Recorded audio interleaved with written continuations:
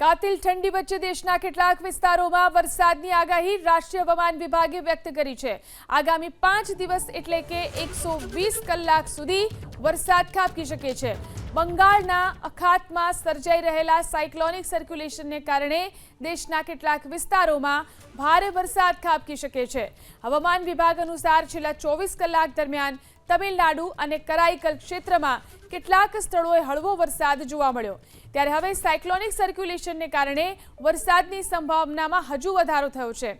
આ તરફ ઉત્તર ભારતના રાજ્યોમાં ગાત્રો થ્રીજવી દેતી ઠંડીને કારણે જનજીવન પ્રભાવિત થયું છે।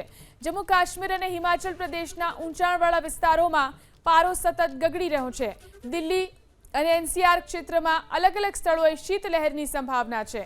ઉત્તર ભારતમાં આગામી 7 દિવસ સુધી સવારે અને સાંજના સમયે ગાઢ ધુમ્મસની ચેતવણી આપવામાં આવી છે। આ ઉપરાંત ઉત્તરાખંડ, પંજાબ, હરિયાણા, ચંડીગઢ, પશ્ચિમ મધ્યપ્રદેશ, બિહાર, પૂર્વ રાજસ્થાનમાં શીતલહેરની ચેતવણી આપવામાં આવી છે।